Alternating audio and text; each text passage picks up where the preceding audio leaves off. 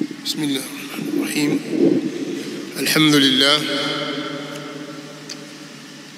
حمدا كثيرا طيبا مباركا فيه، ملء السماوات وملء الأرض وملء ما بينهما وملء ما شئت من شيء بعد. أهل الثناء والمجد أحق ما قال العبد وكلنا لك عبد. اللهم لا مانع لما أعطيت ولا معطي لما منعت ولا ينفع ذا الجد منك الجد. سبحانك اللهم لا علم لنا إلا ما علمتنا إنك أنت العليم الحكيم. اللهم رب جبرائيل وميكائيل وإسرافيل فاطر السماوات والأرض عالم الغيب والشهادة، أنت تحكم بين عبادك فيما كانوا فيه يختلفون، اهدنا لما اختلف فيه من الحق بإذنك، إنك تهدي من تشاء إلى صراط مستقيم.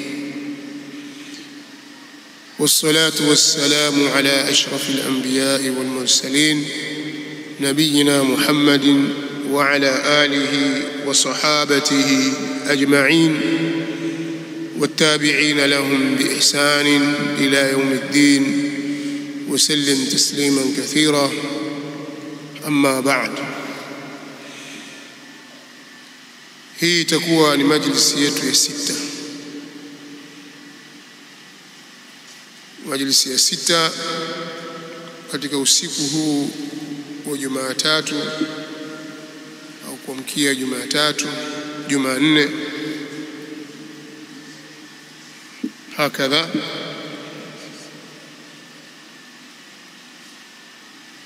Ni tarehe 21 katika mwezi wa Jumada al-Ula wa mwaka wa 1445 Hijiria, ambao ni sawa na usiku wa tarehe 7 wa mwezi wa 11 katika mwaka wa 2023.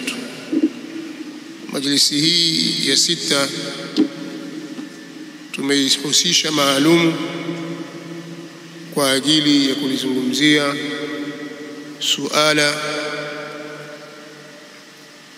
la kunasibishiwa Sheikhul Islam Ibn Taymiyyah rahimahullahu ta'ala kauli ya kwamba anayajuzisha maulid, na kwamba yeye Sheikhul Islam Ibn Taymiyyah amesema maulidi yafaa. Ndio mazungumzo yetu ya leo. Kama Allah atatuwafikisha kuhudhurisha yote katika usiku huu, basi itakuwa ni majlisi moja tu itatosheleza, na kama hatukuwafikishwa katika hilo, kwa kuwa maneno yatakuwa ni mengi na wakati ni mdogo, basi tutaigawa maudhui hii katika sehemu mbili. Na katika kuianza maudhui hii, nitapenda nitangulize kuyasoma maneno ya al-Imamu Abu al-Faraj Abdurrahman ibn Ali ibn al-Jawzi rahimahullahu ta'ala katika suala la kuwakosoa wanawazuoni katika kila zama. Ametoa maelezo mazuri katika kitabu chake Talbisu Iblis kwenye ukurasa wa 247 mpaka 248, pale aliposema rahmatullahi ta'ala alayhi: wa nahnu nadhkuru ba'dha ma balaghana min aghlati alqawm wallahu ya'lamu annana lam naqsid ببيان غلط الغالط إلا تنزيه الشريعة والغيرة عليها من الدخل، إلا تنزيه الشريعة والغيرة عليها من الدخل، وما علينا من القائل أو الفاعل، وإنما نؤدي بذلك أمانة العلم. وما زال العلماء يبين كل واحد منهم غلط صاحبه قصدا لبيان الحق لا لإظهار عيب الغالط، ولا اعتبار بقول جاهل يقول كيف ترد على فلان الزاهد المتبرك به، لأن الانقياد إنما يكون إلى ما جاءت به الشريعة لا إلى الأشخاص.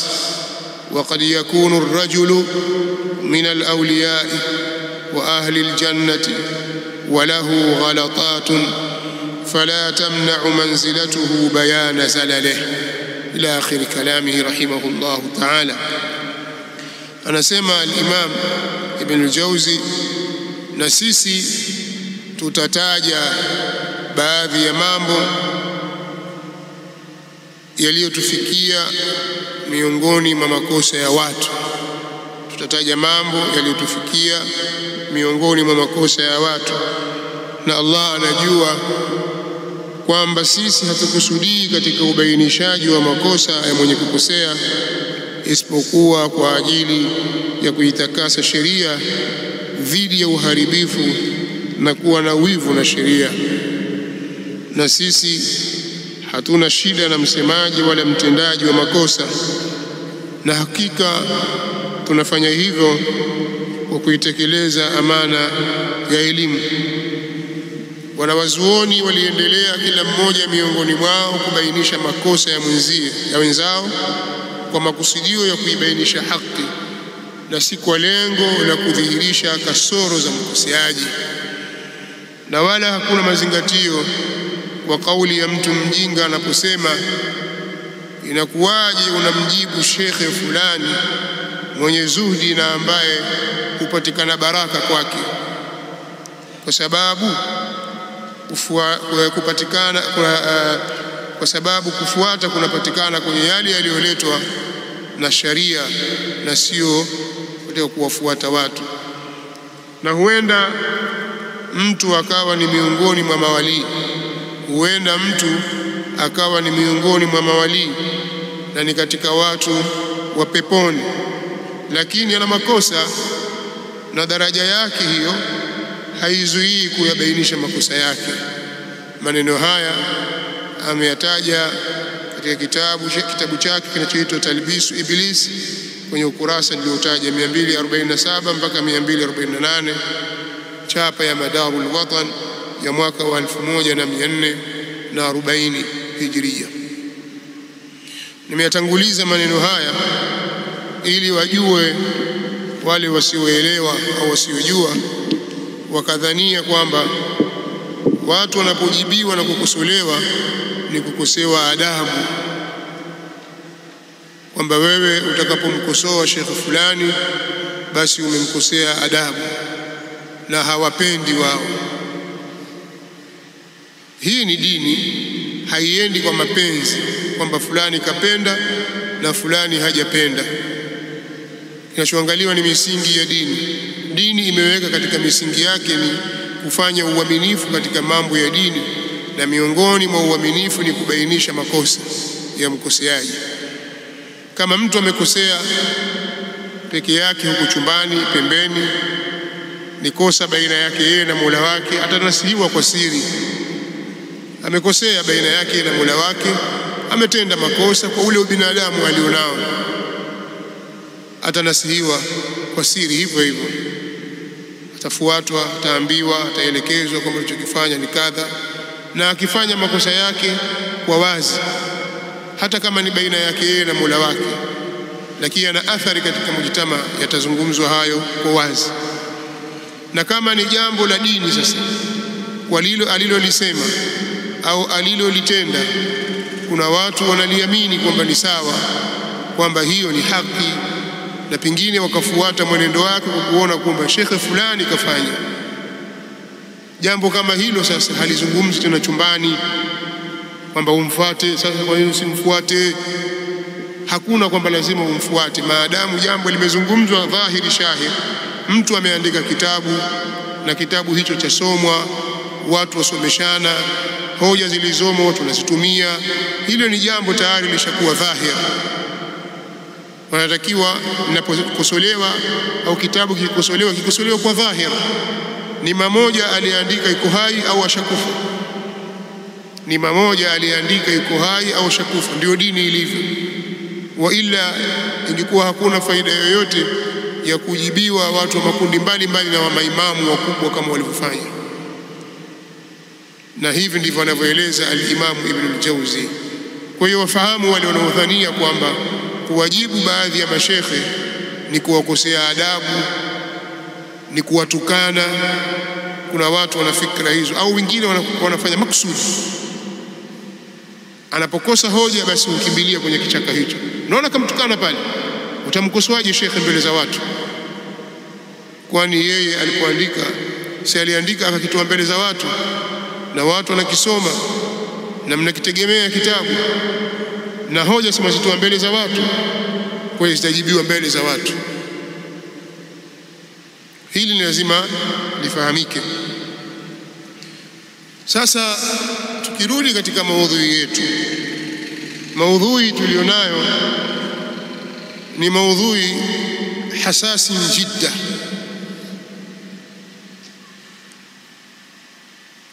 ni maudhui muhimu sana, hasasiyun jidda, si maudhui rahisi. Nasema hivi kwa sababu kuna mambo mawili ndani yake yanapatikana, au matatu.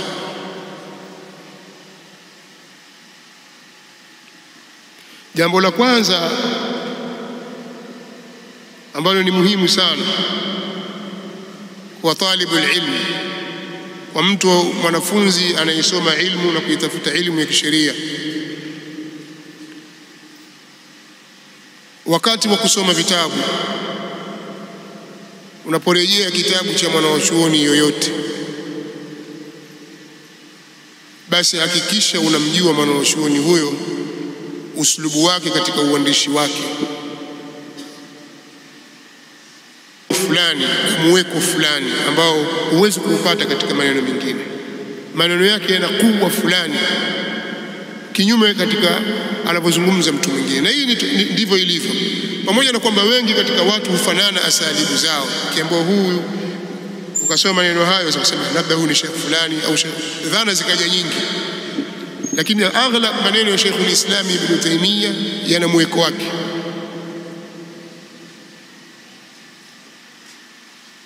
Kwa hiyo kujua lugha za wanawazuoni katika uandishi wao ni jambo muhimu sana, na mifumo yao ya kiuandishi.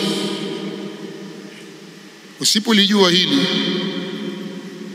unaweza ukaingia katika jambo baya ambalo ameliingia huyu tutakayomzungumzia leo.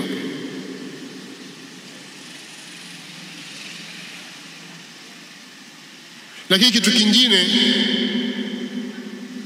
cha kukiangalia zaidi ni ubaya na uovu na jarima ya kuwazulia watu maneno ambayo hawakuyasema. Na unapotanabahishwa juu ya jambo hilo, wewe wafanya inadi, wafanya jeuri, ni jambo baya sana. Lakini jambo jingine ni kwa mtu wa tatu. Sasa mtu anaweza akaona fulani kamzulia mtu fulani uongo, akasema uongo kabisa kumzulia fulani. Sheria wajibu wake huyu ni kumtetea yule aliyezuliwa uongo, lakini kuna mambo mabaya ambayo watu huyafanya wakawatetea wale wanaowazulia watu uongo na wakawahami kwa sababu mbalimbali tu.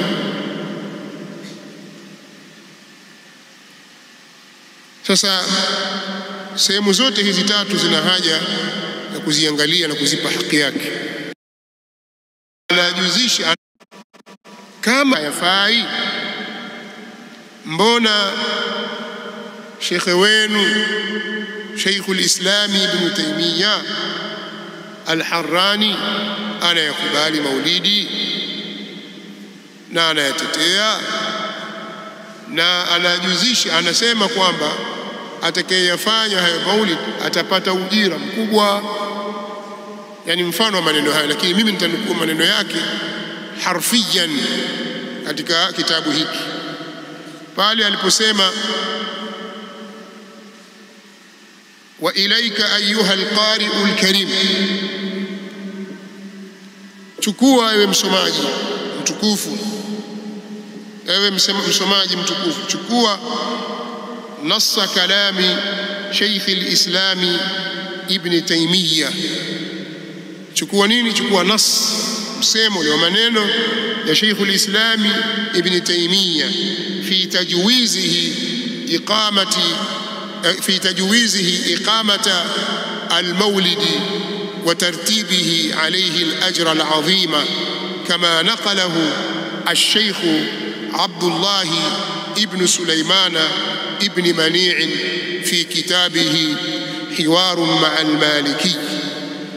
Chukua nasi ya maneno ya Sheikh al-Islam Ibn Taymiyyah katika kujuzisha kwake kuyafanya maulidi na kuyapangilia juu yake ujira mkubwa, kama alivyanukuu maneno hayo Sheikh Abdullah ibn Sulaiman ibn Mani' katika kitabu chake Hiwar ma'a al-Maliki safha 63 wa 100, yani katika ukurasa wa 163. قال amesema Sheikh al-Islam fata'dhimu al-mawlid واتخاذه موسما قد يفعله بعض الناس ويكون له فيه أجر عظيم لحسن قصده وتعظيمه لرسول الله صلى الله عليه وسلم. amesema Sheikhul Islam kuyaadhimisha maulidi, yani mazazi ya Mtume sallallahu alaihi wasallam, na kuyafanya kuwa ni msimu, hayo wanayafanya baadhi ya watu na kunawapatikania ndani yake ujira mkubwa kwa uzuri wa makusudio na kumwadhimisha kwao Mtume sallallahu alaihi wa alihi wasallam. Baada ya shekhe kuyanukuu maneno hayo na kusema intaha kalamu, akahoji akasema فهل الإمام ابن تيمية كان مبتدعا حين جوز إقامة المولد ورتب عليه الأجر العظيم؟ جاء شيخ الإسلام إمام ابن تيمية alikuwa naye ni mubtadi', ni mzushi, ni mtu wa bid'a wakati alipojuzisha kuyafanya maulid na akapangilia juu yake ujira mkubwa. Ukisoma maneno haya katika ukurasa niliotaja utapata muhtasari wake ni kwamba anataka kutuambia kuwa Sheikhul Islam Ibn Taymiyyah amejuzisha maulid, lakini pia anataka kujenga hoja kama sisi tunaosoma maulidi ni watu wa bid'a kwa sababu tunayajuzisha haya maulid, basi Sheikhul Islam Ibn Taymiyyah naye ni mzushi katika kujuzisha kwake maulid, na kama yeye si mubtadi' pamoja na kujuzisha kwake maulid, basi na sisi sio mubtadi'a. Kwa hiyo ataka kujenga hoja hiyo katika maneno yake haya, na haya ameyaeleza mbeleni, akafafanua kwa kirefu, sina haja kutaja, lakini ataka kujenga hoja hiyo. Sasa tukirudi katika kuyatazama maneno haya, kwanza tunamjibu kwa majibu ya njia mbili. Kwanza aljawabu alawwal inakuwa aljawabu alijmali, na jawabu ya pili inakuwa ni atafsili. Kwa ijmali tunamwambia Sheikhul Islam Ibn Taymiyyah hakujuzisha mikusanyiko ya maulid, bali ameyapinga au ameipinga mikusanyiko hiyo kwa hoja zenye nguvu. Hiyo ndio kauli ya kwanza ambayo tunaitoa kwa ufupi kabisa. Sheikhul Islam hajajuzisha maulid, lakini pia nataka kuwaambia baadhi ya watu waelewe kwamba Sisi hatusemi kuwa maneno haya hayamo katika iqtida'us sirat, katika maneno ya Sheikh al-Islam Ibn Taymiyyah, lakini Ibn Taymiyyah hakukusudia kuyajuzisha maulid kwa mtiririko wa maelezo haya ambayo tutayaleta. Katika majibu yetu ya upambanuzi tutajibu kwa nukta kadhaa. Nukta ya kwanza, sisi tutasema kwamba Sheikh amekosea katika kuyafahamu maneno ya Sheikh al-Islam Ibn Taymiyyah. Amekosea katika kuyafahamu, si katika kuyanukuu, katika kuyafahamu maneno ya Sheikh al-Islam Ibn Taymiyyah. Na hili ni jambo la mtokea mtu yoyote, hata uwe na elimu kiasi gani. Unaweza kusoma mahali usibainikiwe na jambo, akajabainikiwa mwingine mbali kabisa, tena pengine watu wa mbali huko walio chini kabisa katika daraja. Haya ni mambo yamewakuta baadhi ya imma na wakaja wakakosolewa na wengine katika wafuasi wao. Sasa Sheikh hapa hakuyafahamu maneno ya Sheikh al-Islam Ibn Taymiyyah kwa sababu hizi nitakazozitaja.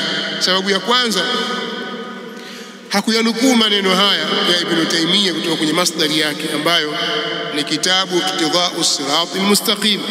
Hii ndio sababu ya kwanza iliyompelekea asiyaelewe vizuri maneno ya Sheikh al-Islam Ibn Taymiyyah, kwa sababu hakuyanukuu kutoka kwenye masdari yake, na badala yake akayanukuu kutoka kwa mtu aliyenukuu. Yani hiki ndio kitabu cha Sheikh al-Islam Ibn Taymiyyah kinachoitwa Iqtida'us Siratil Mustaqim limukhalafati ashabil jahim.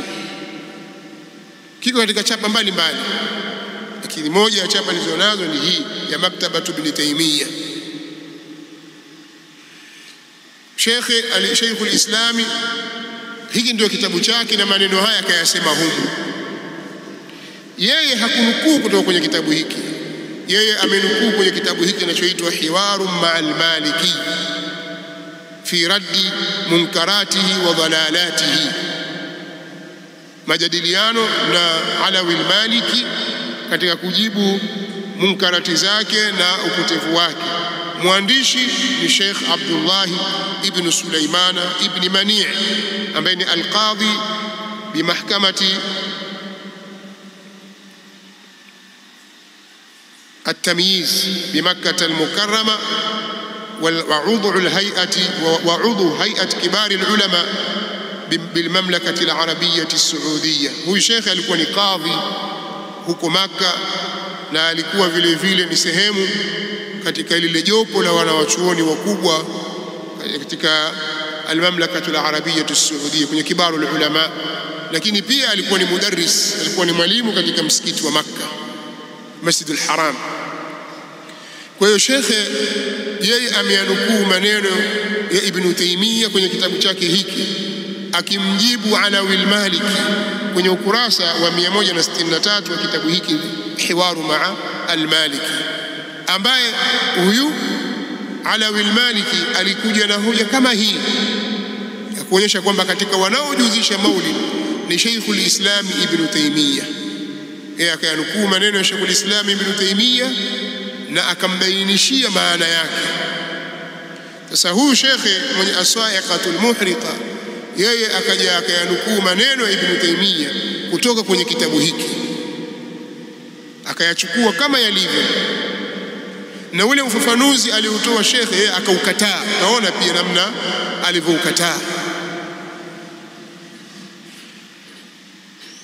Kwa hiyo kosa au sababu ya kwanza iliyompelekea aingie kwenye makosa, hakutaka kurejea kwenye kitabu cha asli. Kwa nini tunalazimisha arejee kwenye kitabu cha asli? Kwani Sheikh Abdullah ibn Sulaiman bin Mani haaminiki? La, si kwamba haaminiki, tunamwamini na ni mwanachuoni na yeye ni mtu thika madhubuti katika jambo la kunukuu, hakufanya khiana. Lakini tunataka yeye arudi katika asli, asome kwenye kitabu na asome maneno ya Ibn Taymiyyah katika mtiririko wake, ndipo atakapoelewa Ibn Taymiyyah rahimahullahu ta'ala alikusudia nini. Na ndio maana tukasema lau kama angenukuu kutoka kwenye masdari yake ya asili, angekutana na maelezo yaliyotangulia hapo kabla ya kauli hii ya ta'dhimu al-maulid, na maelezo hayo yaliyotangulia yangemfahamisha maana sahihi ya maneno ya Ibn Taymiyyah. Sasa yeye hakufanya hivyo, ima kwa sababu kwa wakati huo hakuwa na kitabu hicho cha Ibn Taymiyyah, na hilo pia si jambo la aibu, pengine ilikuwa iqtida'u as-sirat al-mustaqim hana, kwa hiyo akalazimika kutoka kwenye kitabu cha asili akaenda kwenye kitabu Hiwaru ma'al Maliki cha Sheikh Abdullah ibn Sulaiman ibn Mani'. Hili ndilo ambalo unaweza kumpa udhuru, usimtie makosa yani ya kumlaumu, kama ikiwa hakuwa na kitabu cha asili na akaamua kunukuu kutoka kwenye kitabu cha pili kwa sababu kile cha kwanza hana, basi unaweza kumpa udhuru hapa kwamba hakukusudia jambo baya. Lakini pengine alikuwa nacho kitabu hicho lakini alipuuza wala hakutaka kuyajua yaliyomo kwenye kitabu hicho. Kama ikiwa ndio hivyo, hii inaonyesha dhaifu, yani udhaifu mkubwa kwenye medani za buhuthi za kiilmu, kwa sababu buhuthi za kiilmu zinataka urudi katika masadir na katika vyanzo vya maneno. Usitosheke kwamba gazeti fulani limeandika kwamba kitabu fulani kimesema, rejea kwenye kitabu hicho ambacho pamenukuliwa maneno haya. Kwa hiyo kama kitabu alikuwa nacho lakini hakuona umuhimu, sasa mpaka tunukulia asema soma, chukua yale maneno nafsi maneno ya Sheikhul Islam Ibn Taymiyyah katika kujizisha kwake kusimamisha kusoma maulid na kupangilia juu yake ujira mkubwa kama alivyonukuu Sheikh Abdullah ibn Sulaiman ibn Mani'. Kwa nini unukuu kutoka kwake na Sheikhul Islam Ibn Taymiyyah maneno yake yapo kwenye kitabu chake? Kwa hiyo kama kitabu alikuwa nacho akapuuza kurudi kwenye kitabu, huu ni udhaifu mkubwa katika masala ya bahthi za kiilmu.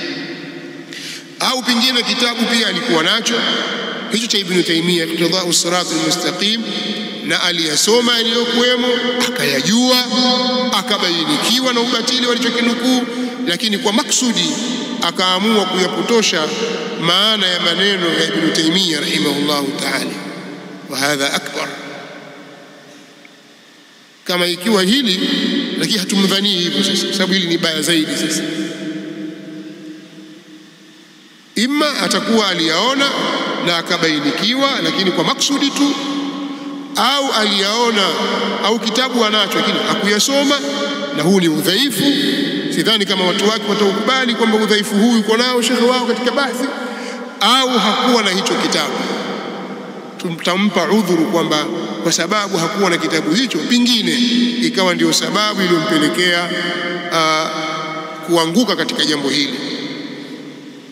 Sasa nukta ya pili, ukimrejea Sheikhul Islam Ibn Taymiyyah kwenye kitabu chake hiki Iqtida'u as-sirat al-mustaqim limukhalafat ashab al-jahim, kisha ukasoma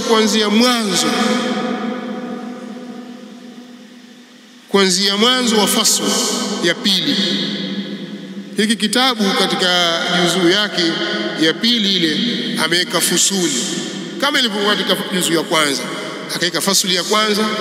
Sasa alipoanza fasuli ya pili, kama utaanza maneno kuyasoma hapo, sisemi kwamba unukuu kwenye kitabu chako ujaze kurasa zote kama ni 20 30, la, uanze kusoma tu, usome taratibu, usome fasuli ya kwanza ya pili, ukimaliza usome fasuli ya tatu, alafu ukutane na maneno hayo sasa haya yanayofanywa kwamba ndiyo hoja ya kujizisha kwake maulid. Mpaka ukifika hapo utaona kwamba sio msimamo wake. Kivipi? Ukianza kusoma kwenye Iqtida'u as-sirat al-mustaqim fasli ya pili aliyoita faslun sairu al-a'yad wal-mawasim al-mubtada'a min al-munkarat al-makruhat. Hiki ndio kichwa cha habari kilichopo katika fasli hii. Asema hii ni fasli, hiki ni kipambanuzi kuhusu sikukuu zote na misimu yote iliyozushwa ni katika mambo maovu yenye kuchukizwa. Kichwa cha habari kinasema hivi: sikukuu zote na misimu yote iliyozushwa ni katika mambo maovu. Haya utayapata kwenye juzuu ya pili kuanzia ukurasa wa 82 mpaka 126 chapa ya 6 ya Daru al-Asima ya mwaka 1419 Hijiria sawa na mwaka 1998 Miladia, iliyohakikiwa na Sheikh Nasir ibn Abdul Karim al-Aqli. Kwenye chapa hii ni kwenye ukurasa huu niliotaja. Hii ni chapa iliyohakikiwa na Dr. Nasir Abdul Karim al-Aqli. Ukisoma utaona kwamba Sheikhul Islam ameweka wazi kwamba sikukuu zote na misimu yote iliyozuliwa kwa lengo la kujiweka karibu na Allah, misimu hiyo na sikukuu hizo ni bid'a. Na miongoni mwa sikukuu hizo na misimu hiyo ni msimu na sikukuu ya kusherehekea mazazi ya Mtume Muhammad sallallahu alayhi wasallam, ani Maulid. Shekhe akabainisha kwamba katika fasli hiyo yoyote atakayezusha ima kwa kauli yake au kwa vitendo vyake, atakayezusha jambo la kujikurubisha kwa Allah jalla wa ala, atakuja karibu na Allah subhanahu wa ta'ala, lakini ni kinyume na utaratibu wa kisheria, huyo atakuwa amezusha sheria mpya katika dini ya Allah subhanahu wa ta'ala. Lakini katika sehemu hiyo hiyo akasema tena, akaelezea kwamba uzushi huo inawezekana kwamba aliyeuzusha ni mtu mujtahid. Kama ni mujtahidi na amefanya hivyo kwa ijtihadi katika masala yanayokubali ijtihadi ndani yake, mtu huyo akipatia atalipwa mara mbili, yani ujira mara mbili, na akikosea atastahiki kulipwa ujira mara moja mbele ya Allah subhanahu wa ta'ala, ujira wa ijtihadi yake. Kwa sababu ya ijtihadi yake atalipwa ujira huo. Na pia akabainisha wazi kwamba haitafaa kumfuata kwenye makosa yake hayo. Nitanukuu baadhi ya maneno yake, mtayasoma kutoka kwenye kitabu hiki Iqtida'u Sirat al-Mustaqim, isiwe kwamba naeleza tu maneno matupu. Anasema Sheikhul Islam Ibn Taymiyyah rahimahullahu ta'ala,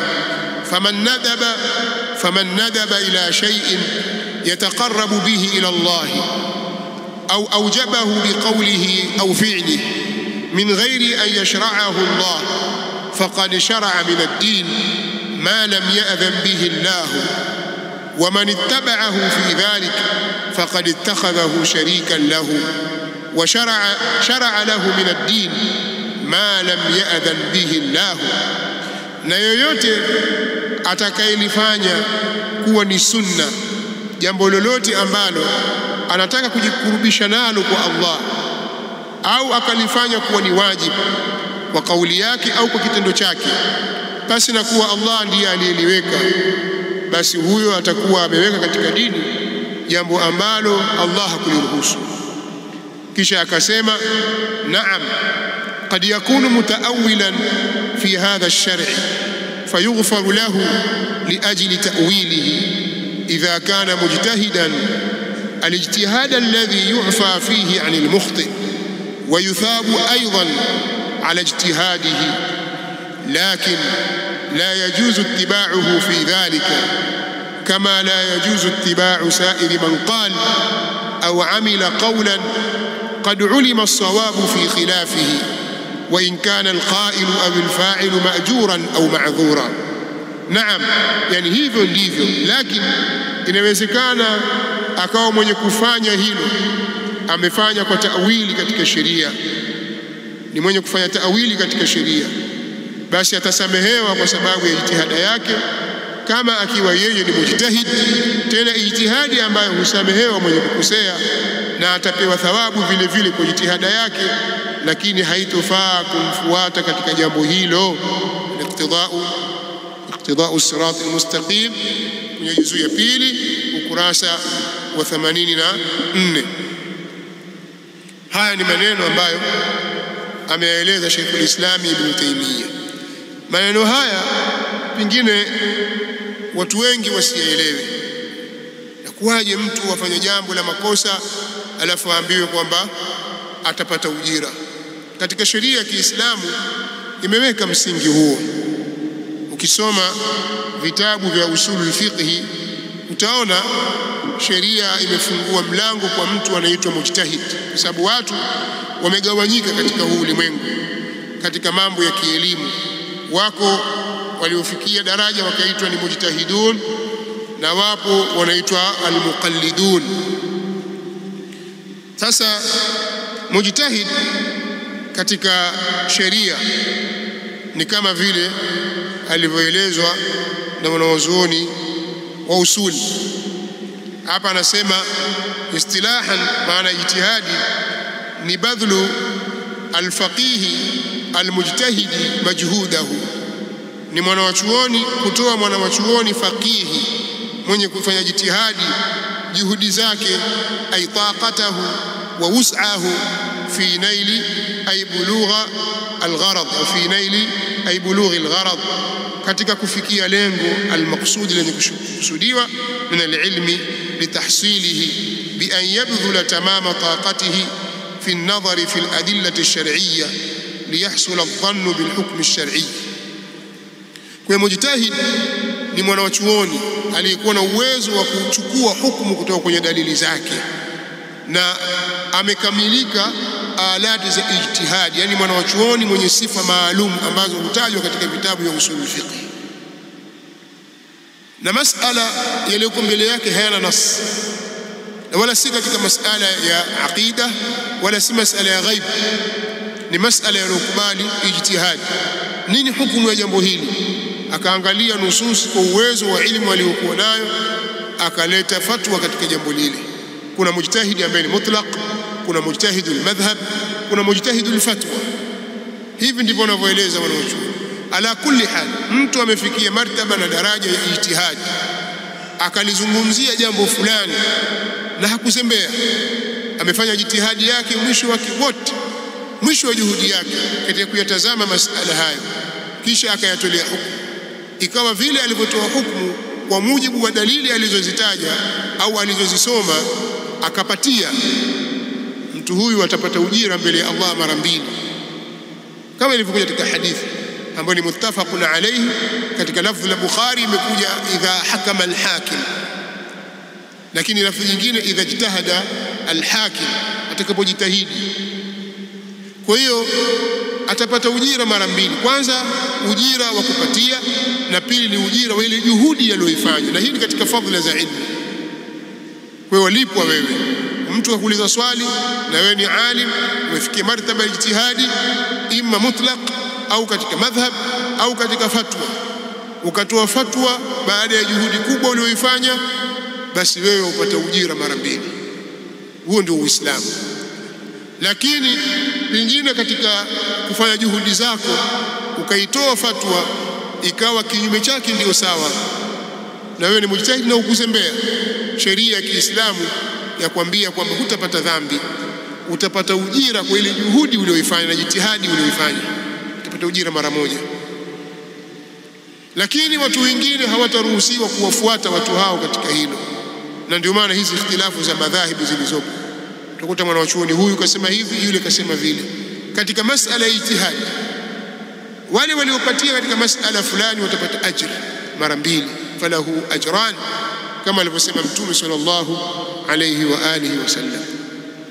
Sasa mtu pengine katika mwanachuoni, katika wanawazuoni, anaweza kuuliza, wasemaje wewe watu siku ile ya kuzaliwa Mtume sallallahu alayhi wasallam wakafurahika, wakapamba mji, wakafanya hivi, wakafanya vile, kama ilivyokuwa zamani baada ya kuzushwa jambo hili, kwa mambo yakifanyika, taa za washwa, mishumaa ya washwa, mji wapambwa, watu wagaiwa halua, misikitini pengine watu wakakaa ikasomwa shamail na sira ya Mtume sallallahu alaihi wasallam. Nini? Leo ni siku aliyozaliwa Mtume sallallahu alaihi wa alihi wasallam. Mwanachuoni aulizwa, wasemaje kuhusu jambo hili? Kafikiria kwa hakika lina ubaya, ni jambo zuri, sio baya kwa ijtihadi yake. Sheikhul Islam Ibn Taymiyyah anasema mtu huyu atapata ujira mara moja kwa ile ijtihadi yake. Mtu kama huyu aliyefanya jambo hili akatoa fatwa kama hii hatapata dhambi maadamu ni mujtahid. huyu ni mutaawil na ni mujtahid, atapata ujira mara moja, lakini haitafaa kumfuata, kwa sababu yale maneno yanayosemwa na baadhi ya watu kwamba kullu mujtahidin musib ni maneno ya makosa. Hata katika Lataifu al-Isharat, katika sharhi ya Nadhm al-Waraqat, ametaja kwamba kauli hii ni kauli ya makosa, kauli ya jumhur ndio kauli ya sawa.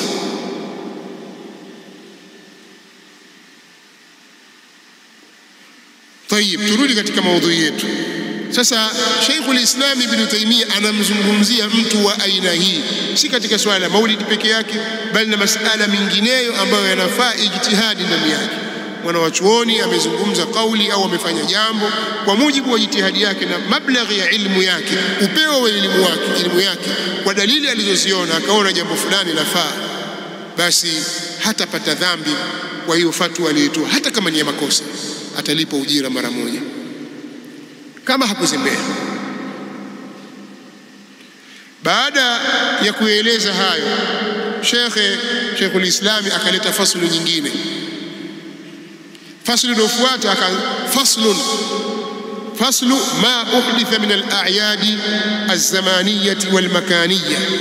Hii ni faslu kuhusu sikukuu zilizozushwa, sikukuu za kiwakati na za kimahali, yani zile ambazo zingatiwa kwa sababu ya wakati fulani au mahali fulani. Akazielezea na uzushi wake. Akataja ya kwanza, akasema ni bid'u awwal khamis min Rajab, ni sikukuu ya Alhamisi ya kwanza ya mwezi wa Rajab. Akaeleza maelezo aliyojaliwa, aliwafikishwa na Allah kwamba juu ya kwamba sikukuu ya kusherehekea Alhamisi ya kwanza ya mwezi wa Rajab ni bid'a kwa sababu kadha kadha, akaeleza pale. Baada ya hilo akafuatishia kutaja bid'a Eid Khum, bid'a ya sikukuu ya Ghadir Khum, ambayo Ar-Rafidha ikifika tarehe 18 ya mwezi wa mfunguo tatu wanasherehekea, wanasema ndio siku aliyotawazwa Ali bin Abi Talib na kupewa bai'a Ali bin Abi Talib radhiyallahu anhu juu ya ukhalifa. Akaielezea pia bid'a hii kwamba jambo hili kwamba ni katika mambo ya kibid'a. Jambo la tatu alilolitaja ni bid'atu Eid al-Maulid, ni bid'a ya sikukuu ya maulidi ya Mtume sallallahu alaihi wasallam, bid'atu Eid Maulid an-Nabii sallallahu alaihi wasallam. Katika chini ya maneno ya kichwa cha habari hiki akasema maneno haya yafuatayo ambayo takiwa tuyategee sikio. Laiti kama Sheikh Muhammad bin Abi Bakr angelikuwa amekisoma kitabu Iqtida'u Sirat al-Mustaqim, alikuwa nacho akayasoma maneno ya Sheikhul Islam Ibn Taymiyyah, angekutana na maneno haya kabla hajakutana na maneno ya Fata'dhimu al-Maulid. Sasa sijajua kwamba angekutana nayo angekuwa na msimamo upi, lakini tuyasikilize kwa makini kabisa, kwa sababu tuna maswali ya msingi hapa ya kujiuliza. Sheikhul Islam Ibn Taymiyyah rahimahullahu ta'ala anasema maneno haya: wakadhalika ma yuhdithuhu ba'dhu an-nas imma mudahatan lin-nasara fi milad Isa alayhi salam wa imma mahabbatan lin-nabiy sallallahu alayhi wasallam wa ta'dhiman lahu. Anasema kadhalika, yani hukumu ni kama hivyo ya yale wanaoyazusha baadhi ya watu, yanayozushwa na baadhi ya watu, imma ni kwa sababu ya kujifananisha na Wakristo katika kuadhimisha mazazi ya Isa alayhi salam, na imma ni kwa sababu ya kumpenda Mtume sallallahu alayhi wasallam. Kuna baadhi ya watu wanazusha mambo imma kwa sababu ya kutaka kujifananisha na Manasara, kwamba mbona wenzetu wamsherehekea mtume wao, ikifika tarehe 25 mwezi 12 wanasema ni Christmas, kuzaliwa kwa Yesu. Wanasherehekea katika hilo, wanafanya hafla kubwa. Kwa nini sisi tusisherehekee mazazi ya mtume wetu?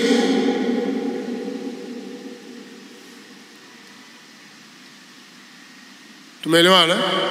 imma ni kwa sababu hiyo na imma ni kwa sababu ya kumpenda Mtume sallallahu alaihi wasallam na kumwadhimisha yeye. Imma atakuwa wamewaiga manasara katika kuadhimisha mazazi ya Isa, au watakuwa wamefanya hivyo kwa ajili ya mapenzi tu ya Mtume sallallahu alaihi wasallam na kumwadhimisha yeye. Anasema hivi, anaendelea, wallahu qad yuthibuhum ala hadhihi almahabbati walijtihad la ala albid'i min ittikhadhi mawlid an-nabiy sallallahu alayhi wasallam 'idan ma ikhtilafi an-nas fi mawlidihi. Anaendelea anasema wallahu qad yuthibuhum. Qad ikiingia kwenye fi'il mudhari ina maana ya takthir, taqlil, sawa. Huenda Allah, sawa, pia na maana ya tahqiq, sio hakika, inakuja na maana hiyo pia. Lakini shekhi hapa hawezi kukata kwa hana uhakika, kwa sababu ni jambo la ghaib. Kwa hiyo huenda Allah,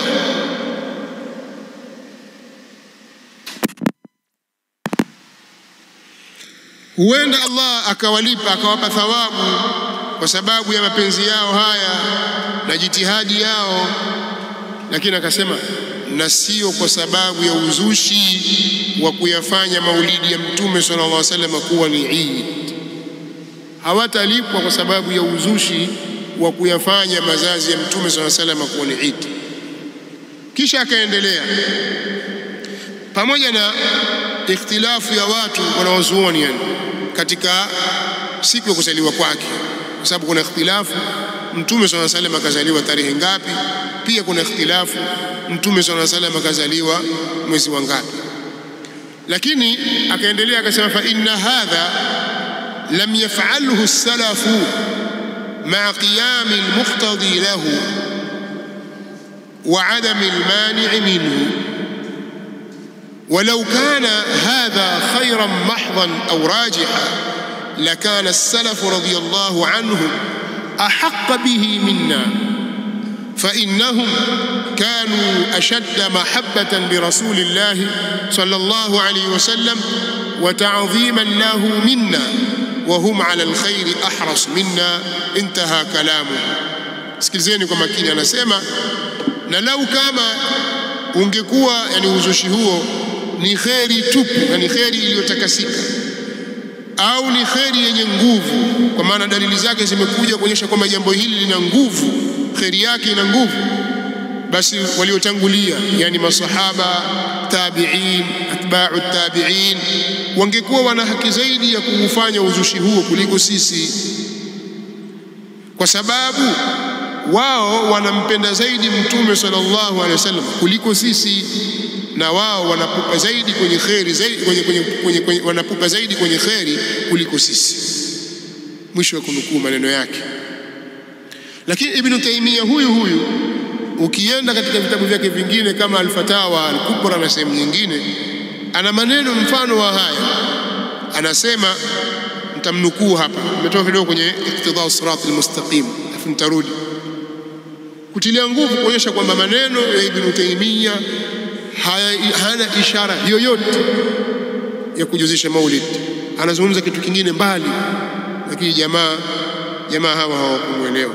Katika maneno aliyozungumza anasema, wa amma ittikhadhu mawsimin ghayra almawasim ash-shar'iyya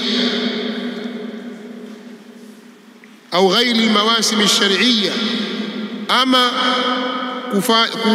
kuifanya misimu isiyokuwa misimu ya kisheria, ka baadhi layali shahri rabi'in al-awwal, kama vile baadhi ya siku za mwezi wa mfunguo sita, yuqalu innaha lailatul maulid, ambazo huitwa au husema kuwa ni siku za maulid, mazazi ya Mtume sallallahu alaihi wasallam. Asema, fa min al-bid'i lam yastahsinha as-salaf wa lam yaf'aluha. Hayo ni katika mambo ya bid'a ambayo as-salafu hawakuyaona kuwa ni mazuri wala hawakuyafanya. Haya, kwa hiyo al-Imam Sheikhul Islam Ibn Taymiyyah ukiangalia kwa kina kidogo utaona katika uslubu wake huu ambao ni jambo liligusia mwanzo. Kumbe katika uslubu wake yeye anapozungumza anafanya kitu kinachoitwa at-ta'silu. At-ta'sil, anaujenga msingi imara, anaweka msingi madhubuti, anaukita msingi ule. Kisha akishaukita msingi ule, anaujengea juu yake hoja na kuupa nguvu kwa kutaja mifano, kwa kutaja bidhikri al-ashbahi wal-nadhair, mambo yenye kufanana na jambo hilo, anapiga mifano, bali wakati mwingine ananukuu kauli za wenye kuupinga msingi huo na anawajibu. Hii ni katika kaida yake anayofanya, lakini ana msingi aliokita, alafu anajenga juu yake masaili mingine. Sasa wewe unapokuwa unamsoma Ibn Taymiyyah, wakati wa kutafuta maneno yake, angalia shina na msingi katika maneno yake. Amejenga msingi kwenye lipi? Ataka kusema nini Ibn Taymiyyah? Usichukue ile maneno ya juu anayozungumza ukayafanya kwamba ndio hujja. Kuna hatari kubwa sana ya wewe kuteleza katika hilo, kwa sababu pingine alichokifanya ni kutaja kauli ya khasm. Kuna mahasimu wake, ametaja kauli zao, anawajibu kwa mujibu wa lugha zao. Wewe angalia msingi wake ameujenga kwenye nini.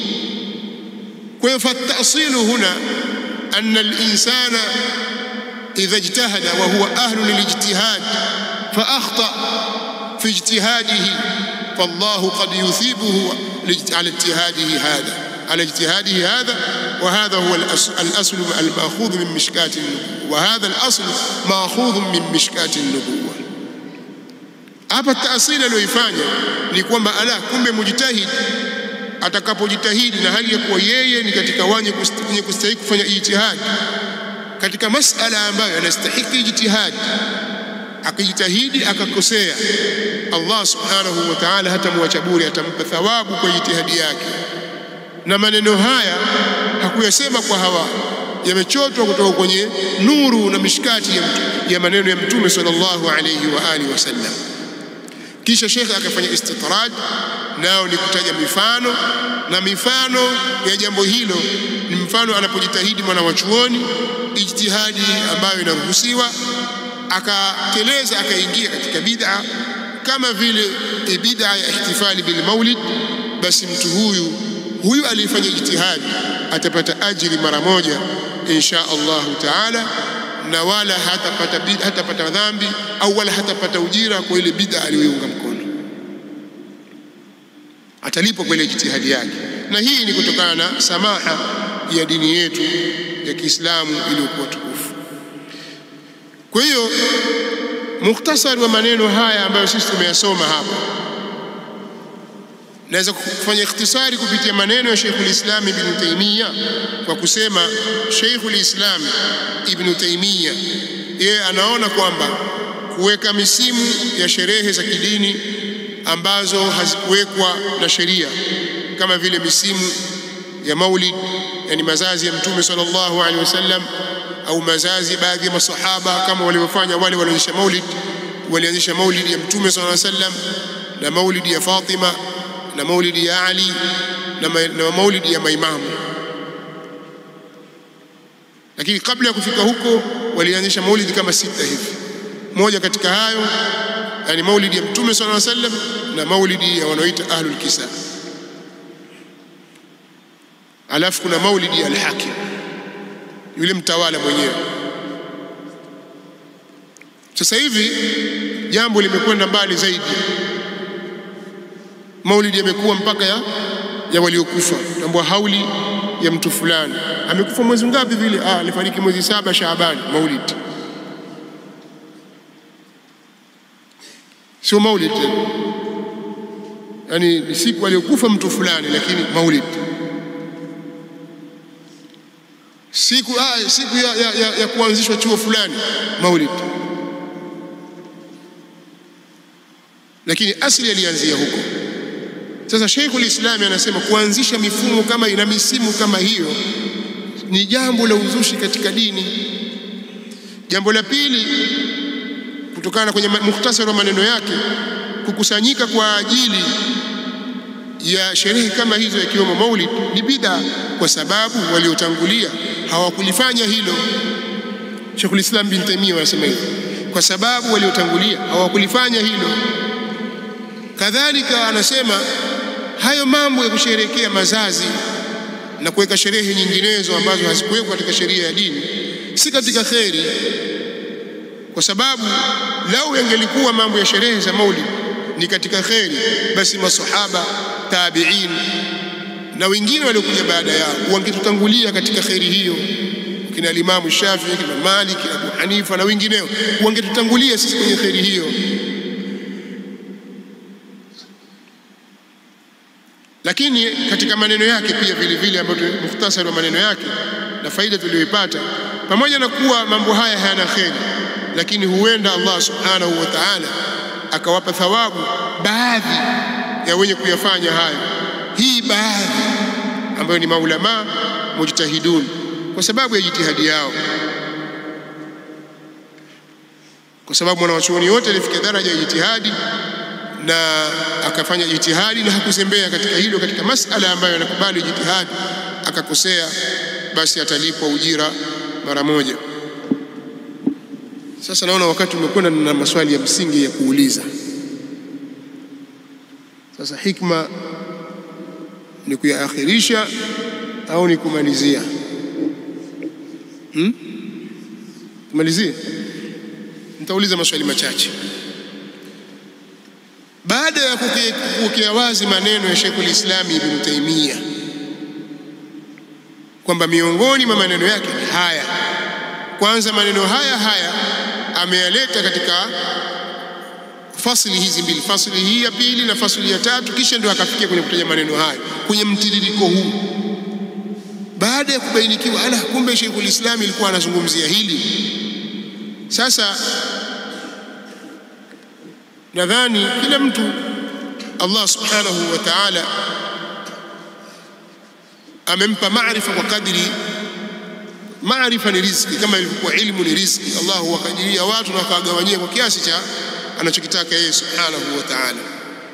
Na maneno haya yako wazi sana, hayampiti mtu yoyote ambaye anajishughulisha na ilmu katika kuyaelewa, ikiwa anataka kuelewa.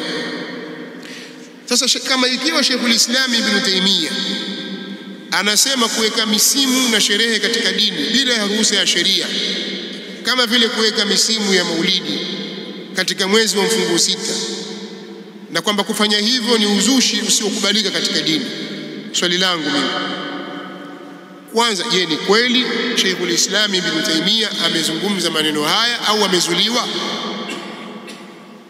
Sisi tunasema ni kweli, na hivi ni vitabu vyake, na haya maneno tumeyanukuu kutoka kwenye vitabu vyake, si kwa kitabu fulani kilichonukuu, la, kwenye kitabu chake hasa, na chapa tumezitaja za mwaka gani, kwamba haya ni maneno ya Sheikhul Islam Ibn Taymiyyah, amezungumza kwa uwazi.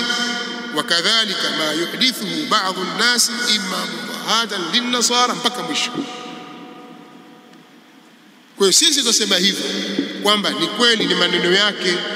Sasa kama kuna mtu mwingine apinge, sema si maneno yake, hayo maneno yameongezwa na Wasuudi, alafu watuletee wao iktidau sirat al-mustaqim ya Ibn Taymiyyah ambayo haina maneno hayo, watatoa wapi? Sawa, hilo jambo la kwanza. Swali la kwanza, je, ni kweli amesema maneno hayo? Sisi tunasema ni kweli amesema maneno hayo. Lakini swali la pili, kama ni kweli ameyasema maneno hayo, je, mtu anayesema maneno kama haya, anayezungumza wazi kwamba kuweka misimu kama ya misimu ya maulid, kama misimu ya mfungo sita katika nyusiku za maulid ni uzushi usiokubalika katika dini, je, mtu mwenye maneno kama haya anaambiwa anayakubali maulid au anayakataa? Yani yeye mwenyewe kwamba ajua huu ni uzushi katika dini na anajenga msingi. Na hapo nyuma kwenye fasili iliyopita amezungumzia msingi madhubuti kabisa wa kwamba bid'a zote ni dhalala katika dini. Sasa ajua kwamba hii ni bid'a, tena ni dhalala na haikubaliki, alafu hapo asema naikubali. kweli? Au atakututhibitishia kwamba kuna tanakudhi katika maneno ya Ibn Taymiyyah? Au kwa lugha nyingine anaweza kusema, je, mtu anayetetea maulidi anaweza kusema hivyo? Sheikhul Islam Ibn Taymiyyah yeye anaona kwamba kukusanyika kwa ajili ya maulidi ni bid'a, kwa sababu waliotangulia hawakulifanya hilo. Nukuu nimeitaja, maneno nimeyataja mahali yalipo. Swali letu ni kweli amesema hivyo? Na kama ni kweli amesema hivyo, je, anayekubali maulidi na kuyatetea anasema hivyo kwamba haya mambo haya bwana as-salafu hakuyafanya haya? Kwa hiyo haya mambo hayafai kwa sababu waliotangulia hawakuyafanya haya. Sasa je, huyo aambiwa kwamba anayakubali? Na swali jingine hapo hapo katika nukta hiyo, je, hiyo ni hoja inayotosheleza katika kupinga bid'a bil umum na kuyapinga maulid bil khusus kwa kusema tu kwamba jambo hilo halikufanywa na waliotangulia?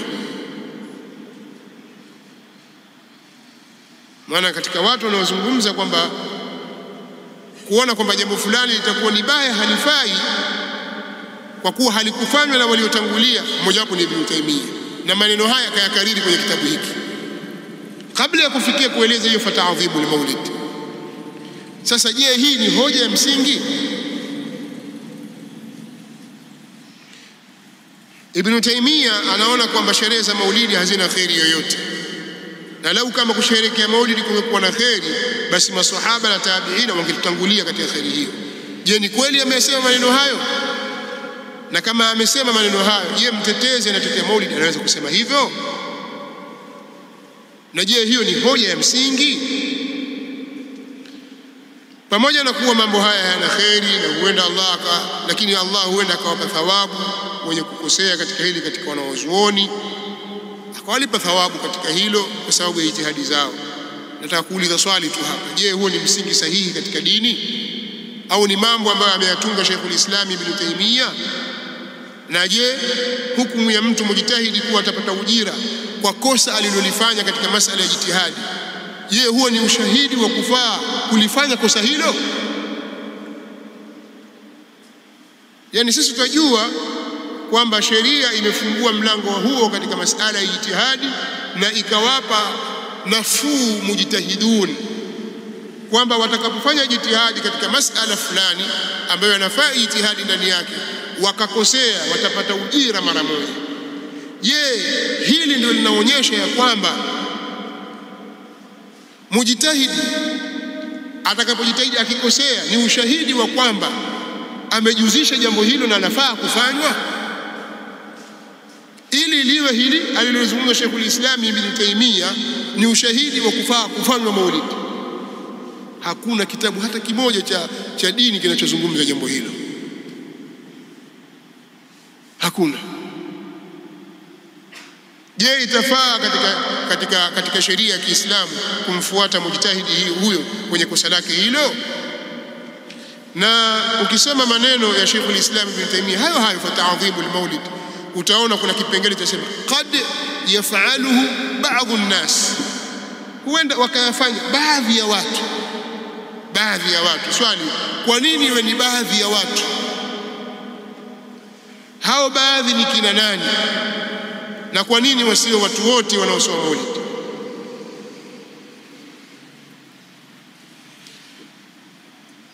Maswali ni mengi, lakini haya niliyotaja yatatosheleza kwa mwenye kusikiliza kufahamu msingi tuliojenga wa kwamba Sheikhul Islam Ibn Taymiyyah hakuyajuzisha maulid. Sasa kwa kuwa mmeniruhusu niulize maswali kumalizia, basi kuna kipengele cha msingi kabisa cha mwisho kama cha tambii. Haya maelezo niliyoyataja mimi yanaweza kumdhihirikia mtu yoyote anayejua kuvisoma vitabu vya Sheikhul Islam Ibn Taymiyyah na wala hata muelewa makosa. Lakini maelezo haya pia Sheikh Abdullah ibn Sulaiman ibn Mani' katika kitabu chake hiki Hiwaru Ma'al Maliki wakati alipokuwa akimjibu Alawi al-Maliki, ambaye yeye Sheikh Muhammad ibn Abi Bakr amenukuu sana kwenye kitabu chake hiki As-Sa'iqatul Muhriq, kanukuu sana. Hoja nyingi zilizoleta humu si zake, ni nukuu kutoka kwa huyo Alawi al-Maliki, kwa mtu anayekijua kitabu hicho. Mafahimu yajibu an tufattah. Sasa wakati Sheikh Abdullah ibn Suleiman akimjibu Alawi al-Maliki kwenye kitabu chake hicho, alipofikia kwenye kipengele hiki akaeleza pale kwamba huyu thumma innahu rahimahullah ansafa muttakhidhi al-mawalida, kisha yeye Ibn Taymiyyah rahimahullah amewafanyia uadilifu, amewafanyia insafu kwenye kuyafanya maulid, idha kana qasduhum mahabbata an-nabiy sallallahu alayhi wasallam wa ta'dhimahum iyyahu, pindi atakapokuwa makusudio yao ni kumpenda mtume sallallahu alayhi wasallam na kumuadhimisha.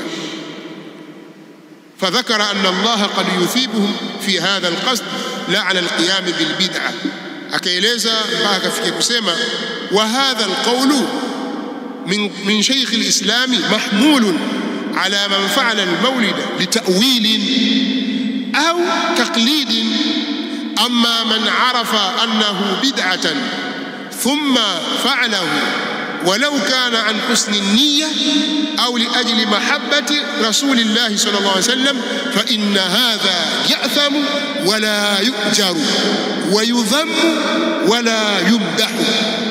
أنا سيما رحمه الله، hii kauli ya Sheikh al-Islam Ibn Taymiyyah yatakiwa ichukuliwe kwa yule aliyefanya maulidi kwa ta'wil au kwa taklid. Alikuwa ni muqallid, kwa maana qallada ghayrahu bila dalil, mtu amemfuata mwenzake basi na dalili, kwa kumwona kwamba labda huyu ni mujtahid, kwa yule kafanya jitihadi na huyu akafuata, huyu atapewa udhur. Ama yule aliyejua kwamba ni bid'a kisha akayafanya japokuwa kwa nia njema au kwa ajili ya mahaba ya mtume sallallahu alaihi wasallam, kwa hakika huyu atapata dhambi wala hatapata thawabu, na atasemwa vibaya wala hatasifiwa. Kwa nini? La, asema hivi, likaunihi ta'ammada ala basira fi'la ma haramahu Allah, kwa sababu huyu amekusudia, amefanya maksudi kwa utambuzi hasa kutenda lile ambalo ameliharamisha Allah subhanahu wa ta'ala. Akaendelea na maneno yake mpaka afika kusema wa kalamu Sheikh al-Islam rahimahullah yajibu an yunazzala ala dhalika, na maneno ya Sheikh al-Islam rahimahullah ta'ala yanapasa kuwekwa juu ya hilo, yawekwe katika sehemu hiyo. Sikashabainishiwa kwamba Sheikh al-Islam Ibn Taymiyyah hakukusudia hivyo. Sasa yeye angefanya jitihadi akarudi tena kwa Sheikh al-Islam Ibn Taymiyyah ili amjibu Sheikh Abdullah ibn Suleiman ibn Mani' kwa jawabu la kiilmu, lakini hakufanya hivyo. Amemjibu nini? Unajua, hapa ndipo ambalo tutanimalizia maneno yangu. Akasema hivi,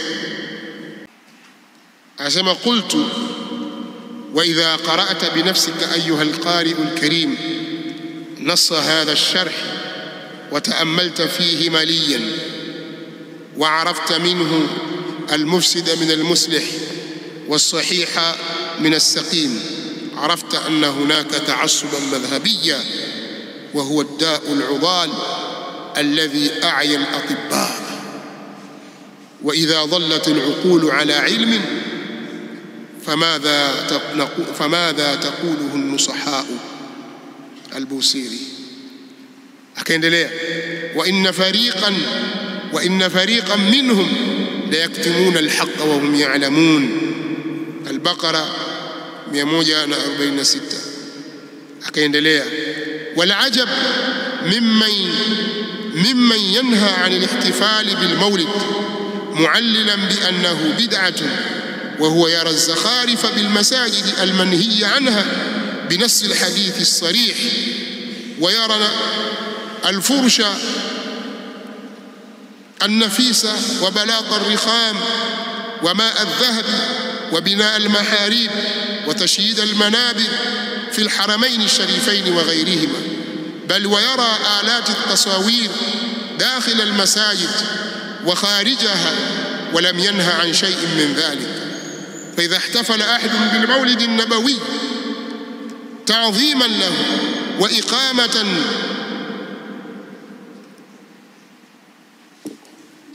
maneno yangu yamefutika hapa. فإذا احتفل أحد بالمولد النبوي تعظيما له وإقامة لأبها الإسلام قالوا هذا مشرك مع فعلهم ورضاهم بزخرفة المساجد المنهي عنها في الحديث الصحيح صريحا. mpaka mwisho wa maneno yake. Sasa haya majibu haya yanahitaji wakati, yanahitaji wakati. Je, baada ya kuwa ameelekezwa kwamba Sheikhul Islam Ibn Taymiyyah hakukusudia hivyo, hakukusudia hivi, amejibu hoja ya msingi au amekwepa? بل نقول إن هذا نوع من الحيدة وما هي إلا حجة باردة وبضاعة كاسدة وما هو بأسلوب علمي في الرد على المخالفين. si uslubu wa kiilmu.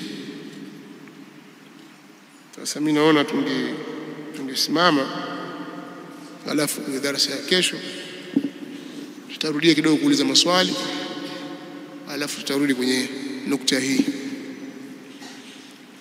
ili maneno ndio sawa sawa, kuliko kulazimisha kwamba lazima tumalize, lakini kihakika hakuleta majibu ya kielimu.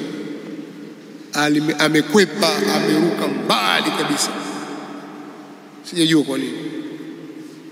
Wallahu almusta'an.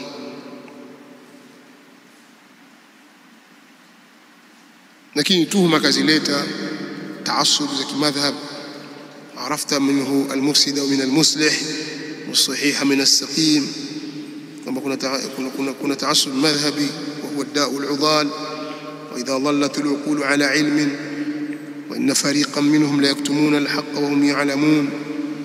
mfano akakwepa akaenda katika masala ya kupamba misikiti na kuwekwa makamera kwenye misikiti ya Makka na Madina. Kwa hiyo tuishieni hapa, tutarudi naye inshallah kwa darasa nyingine, kwa majlisi nyingine itakayofuata. Wallahu ta'ala a'la wa a'lam. Subhanakallahumma wa bihamdika ashhadu an la ilaha illa